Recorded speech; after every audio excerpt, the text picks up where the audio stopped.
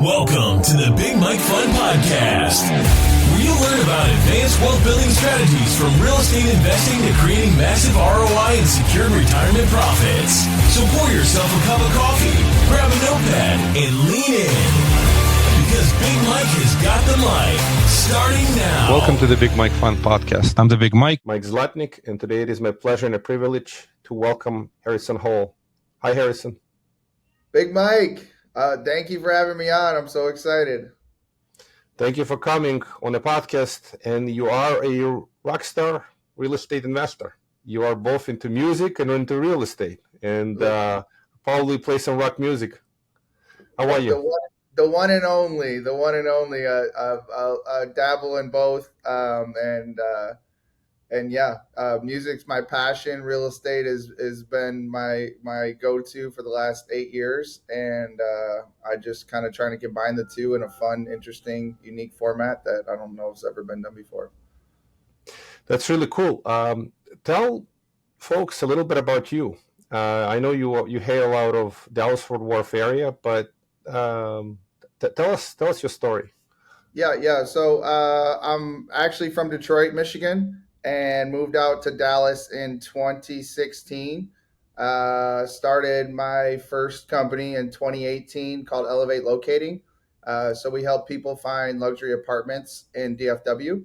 And when interest rates changed and dropped in 2020, it was actually cheaper for most of my clients to purchase rather than rent. So we tailored a lot of our marketing towards that in 2020. By 2021, we were a $58 million team, 28 agents. And I had everything that I wanted in life. And I also just didn't feel fulfilled inside. And so I had to kind of go on a journey the last couple of years to figure out what that exactly is. And in that process, I discovered music. I discovered my love for art. And really my love for teaching and coaching rather than being in production. So the past 2 years, I've really been in the content space and the marketing space, just trying to learn everything that I can about content and marketing and how to apply them to the real estate market. And then just been on a mission to throw events to meet as many people as possible in the DFW area. And so I've now combined those into one coaching and training program that combines, also mental health is a huge thing for me. So I am bipolar, ADHD. And so for me, I get started on a lot of projects and then my downs will hit and I have to kind of like not lose, all the momentum that I've had. So I've developed a program for myself to make sure that I stay on track and focus. And so I've been doing a lot of mentorship with that program. And then the real estate program starts there to try to stay organized on everything. I think you'll be able to manage a bunch of tasks at once and not lose your place, especially when stuff gets busy. As a real estate agent is so important. So I have that's a part of the program, the real estate program. Then we go into content creation itself, and then how to organically engage your audience through the content that we teach you how to create. Then we go into AI optimization and vendors and how to create your own podcast, just like we're doing today, and how that can help you with vendors and get a lot of the content paid for. And then I'm really big in the event space here. I love events. Events are my favorite thing. I have an event addiction, as my family would say. And so then we go into teach you how to create your own events. And then finally, the last one is the new construction niche, which is kind of how you and I got connected. I've been in the new construction world and helping fund projects now for the past 4 or 5 years from just my relationships that I've built. And so I really understand and know the new construction niche pretty well. And so that is the final, the 6th month of the program. So it's a pretty cool, comprehensive program specifically for brokerages that want to use it as a recruiting tool. And I've been building it now for quite some time and finally ready to launch and release. And we're piloting it here at the KW Urban offices in Dallas. And so that's pretty much me in a nutshell. Wow, that's a lot to unpack. Yeah. So let me just ask you a couple of quick questions. First questions: how do you stay focused? So we'll talk about mental focus because it's important for everyone in their day in day out lives. It's just very difficult to get distracted. Well, whether Yeah. you have any kind of condition or you think you have a condition, it's diagnosed or self diagnosed.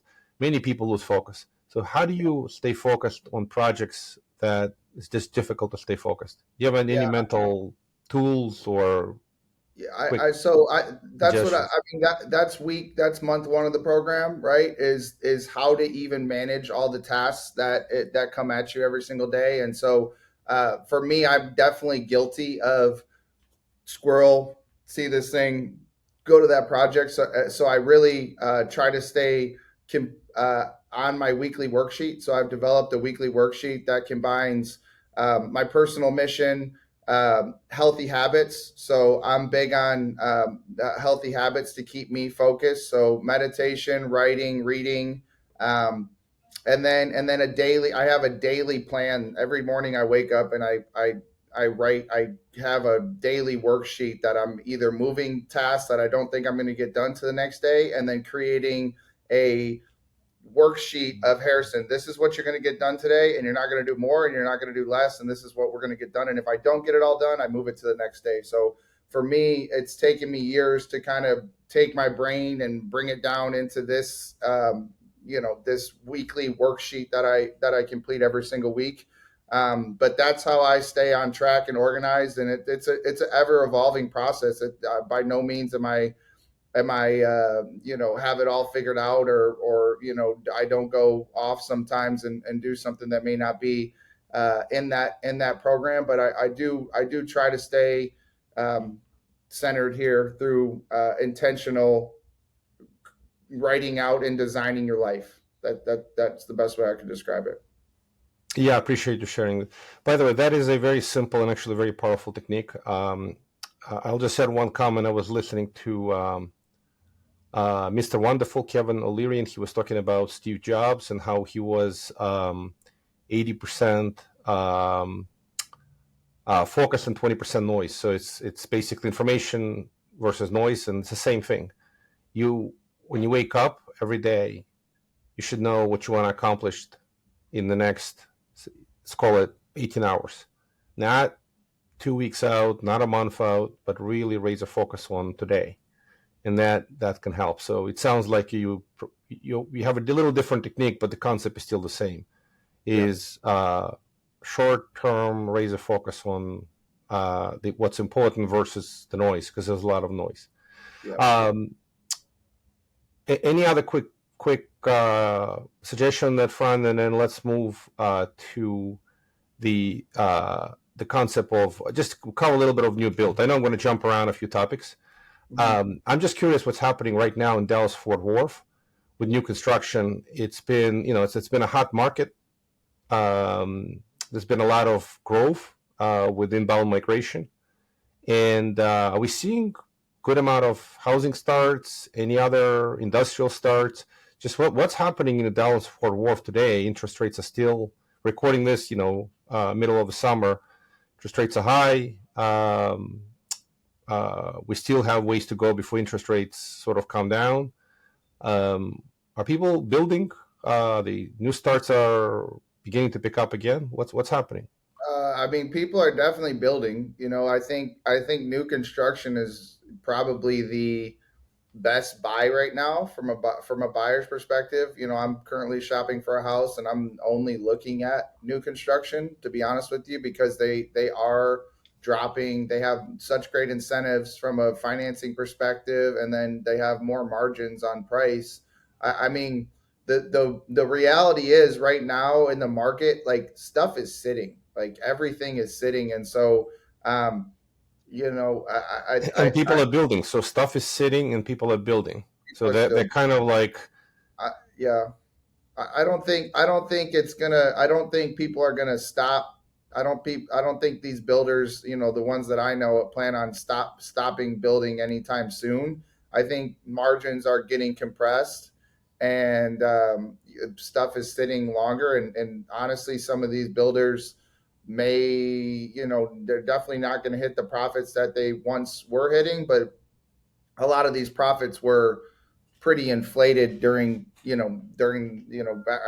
after COVID, 2021, 2022, these builders were just making ridiculous margins. So, I think the builders are still profitable. I just don't think that they're making as much per build as they used to be. And, definitely a tough. I can't speak for everywhere else in the country, but here right now, the listings it's tight. Like there's a lot of stuff is sitting. There's a ton of competition, and it's definitely gotten, like I said, the margins have been compressed a bit, but I don't think people are really stopping building. At least not the boutique, spec builders that I've seen. They're still picking up properties, and still, it's their profession. They have to. If they're not building, they're not making money. So I think they're taking less of a margin, maybe a little bit more risk, and that's what I've seen. Yeah, I appreciate the wisdom. It's so accurate. I had a call yesterday with a good friend. He's in Salt Lake City market, and he's an active real estate guy who does a lot of things, fix and flips, wholesaling, building, et cetera, et cetera. His observation was exactly spot on as yours. Said profits in 21, 22 were record profits. Volume was record volume. So people were selling product at prices better than they anticipated, and they were just rolling in the dough, very happy. But now it's half the volume, if not worse, and the profit margins really shrunk for the developers. But as a buyer, if you can negotiate and get into a good product on new construction, maybe it's kind of buyer's markets everywhere, right? In real estate today, if you're a buyer, commercial or residential, if you have the money, you have the power, right? That's what's happening when the inventories are increasing and the sellers are shrinking their profits. Usually, it's a good thing for the buyers. For some sellers, it's maybe selling. If you break even, you're already happy, right? And it all depends on circumstances. So, what are you doing on the business side? Obviously, you're looking to buy personally, but are you seeing you're still seeing new starts? People have a lot of product. I guess they start now something they're going to deliver in a couple of years. So from that perspective, I've heard that, especially in the Sun Belt, Texas, obviously, the starts today, because there's been very limited starts, less starts in the last few years. Delivery is still coming forward. The inventories need to be absorbed, and that absorption process is taking place. But in a few years from now, if you start delivering, let's call it 27 and beyond, there's expected to be shortage. So I'm just curious, any quick comments on this? So builders are just building anyway because it's their business, because they feel future is better, just temporary difficult market conditions. And then we'll move to the next topic. Maybe we'll talk about events, what kind of events you put on. Just give some final comments on the new construction in the Dallas-Fort Worth. Yeah, have they maybe slowed down a bit? Yeah, but people are still. Talk about lot buying right now is a lot easier, I feel like, for builders, than it was. There's still guys that are going to take a risk. There's still guys that are going to speculate, and that's where the speculation comes, right? Like, is there going to be a big boom in 2 years? That's where you're going to hedge your bets. And if the numbers make sense now to build, then, I think a lot of people are thinking in 2 years that just based on appreciation and possibly interest rates dropping, that there's people that are going to be buying. And again, like what I've seen personally from the builders that I know, it's their business. So they're not going to stop and slow down their business. They're used to their profits. They've eaten pretty well for the past couple of years. And this is not, I'm not talking about, big time box builders. I wouldn't know, I wouldn't know that market as well. I'm talking about specifically spec builders. One of my previous clients was the Crutchfield Custom, and he does a master class on building. And I mean, I know they're starting new projects all the time. How big are these projects? Just give me an example.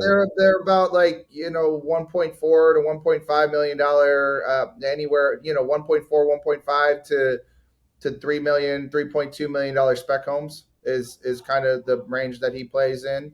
And so a lot of these completed product is between $1.5 to $3 million product, correct, right? Correct. That's not an affordable, a working class type of a house. It's more of a higher end. Luxury. The luxury spec home build market is where I know most of it.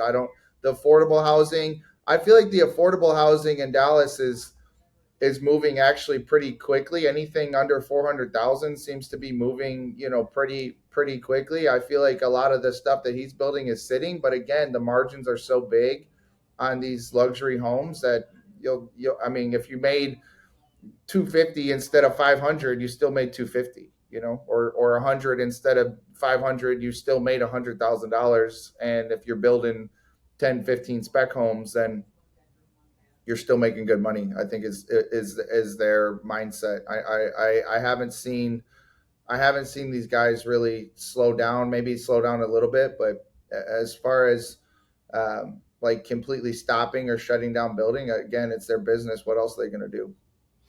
Yeah, I hear you. I only have this comment. I understand it is something that they're doing because they're used to doing it, but it is, and you said this, they're speculating. Unfortunately, they're taking a speculative risk that they're going to be able to deliver the product and get the prices and transact, and the margins could come under pressure. So that luxury built space has always been most profitable in good markets, and a little bit, danger zone when the markets turn around, because affordability is not there. As interest rates are high, people can't afford them.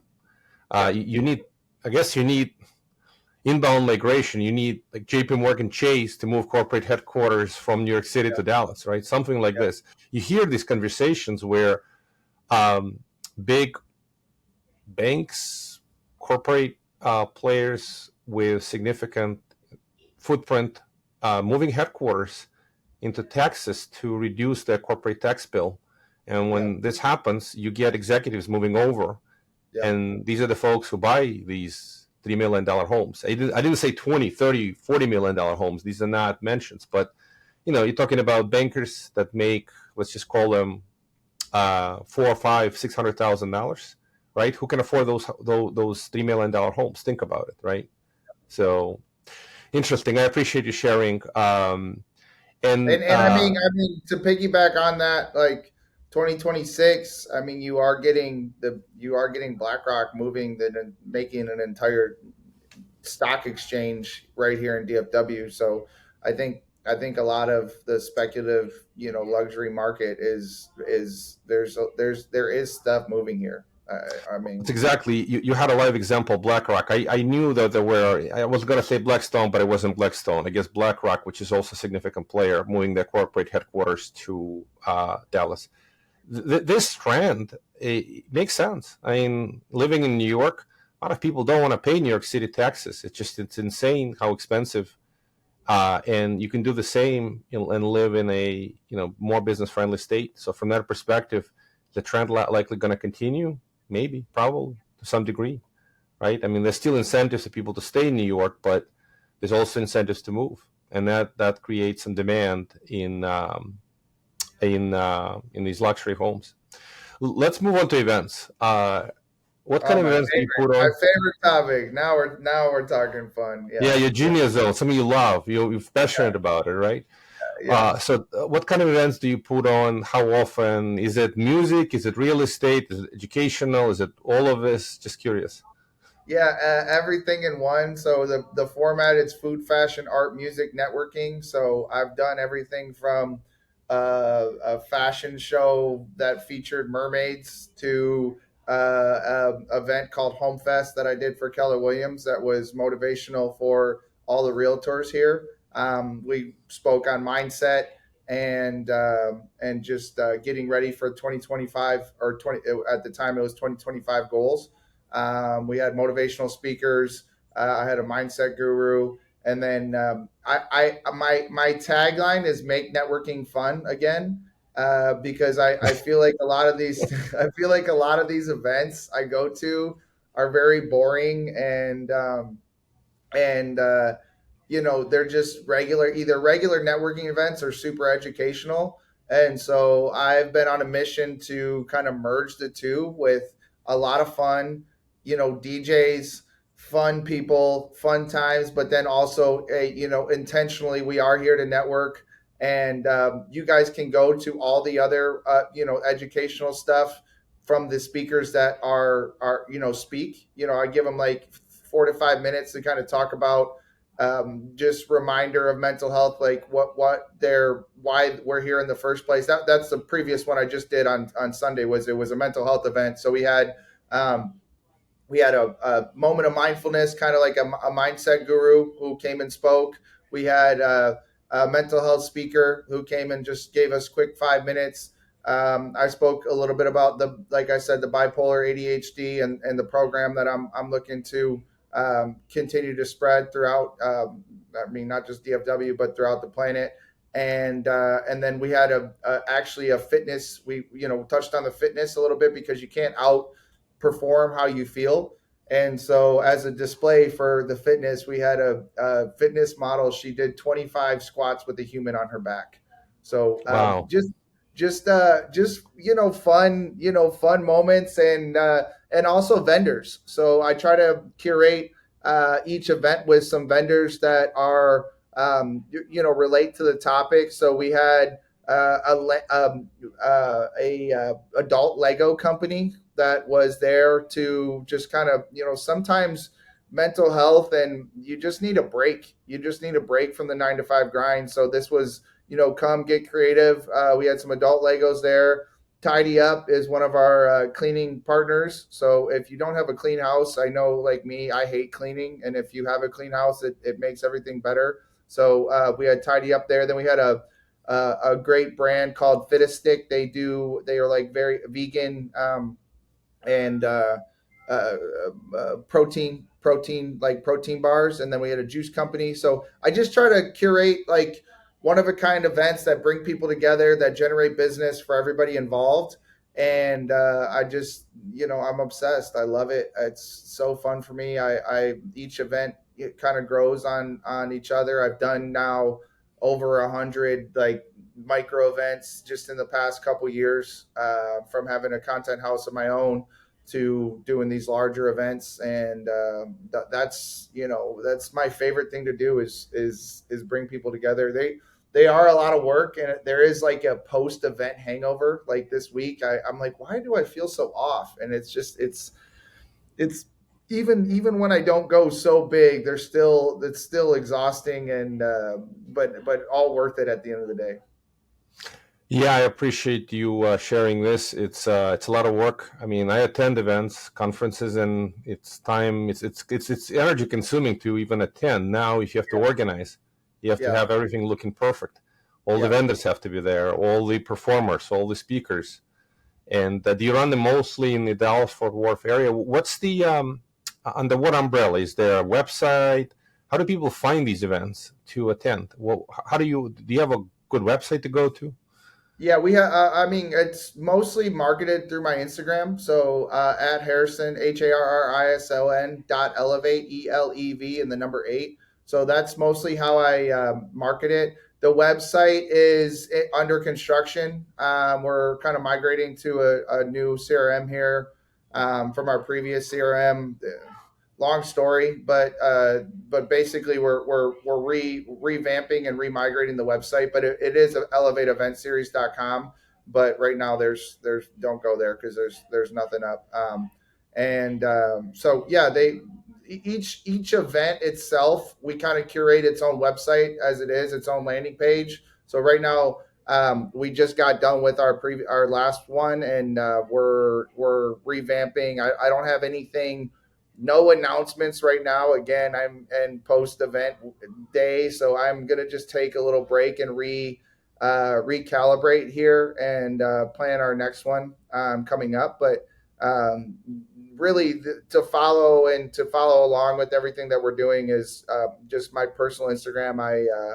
I post everything on there, and we get pretty solid, usually between, anywhere from 100 to 300 people typically at events now, which is pretty good.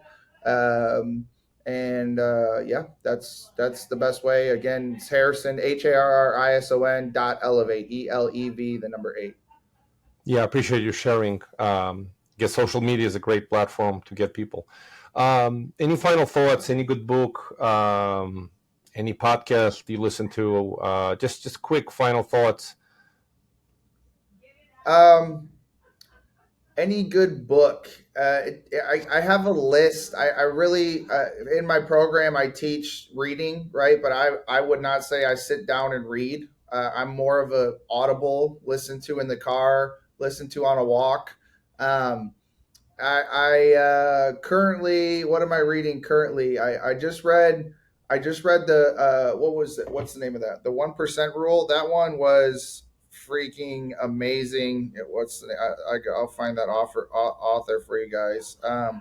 It was called the 1% Rule. Yeah, the 1% Rule. That was a really good one. I just finished The Psychology of Money, another great one that talks about it, and that's probably the most real estate related topic. It's just investing of your capital, and how these guys like Warren Buffett and these, they just won consistently over time. It wasn't like taking big giant risks, because it typically, from what the book says and probably what everyone has seen, the guys that make tons of money right away and invest, in these high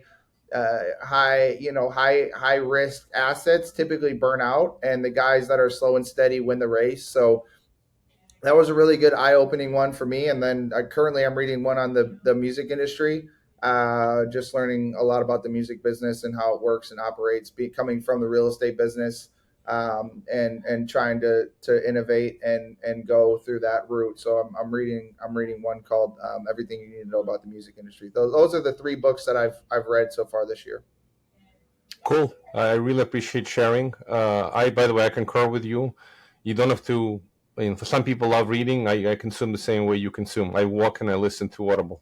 So when you said that as like music to my ears, that's absolutely the right way to do it. That counts. Hey, in the Elevate Your Lifestyle program, I check that. If I listen to even 5 minutes a day, that's a check off for my reading for the day. So, listen, different people consume information differently. Some people consume really, really good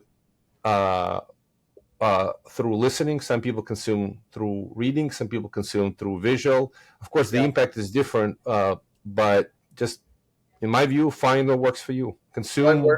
That's it. Find what works for you is the biggest thing. Thank you, Harrison. Thank you for coming on the podcast. Thank you for sharing. Mike, thank you. Appreciate your wisdom. Good luck with your events. I got to attend one of these days. It's kind of like you talk about them. These are exciting events. So keep me posted. You've never been to one like it. There's nothing like it on the planet. And we definitely need to have you maybe as a guest at one of our next ones. That would be awesome. Yeah. Thank you, Harrison. Thank you so much. Appreciate you. Thank you for listening to the Big Mike Fund Podcast. To receive your copy of Mike's How to Choose a Smart Real Estate Fund book, head to BigMikeFund.com or visit Amazon and type Mike's Zlotnick. Keep listening and keep investing Big Mike style. See you on the next episode.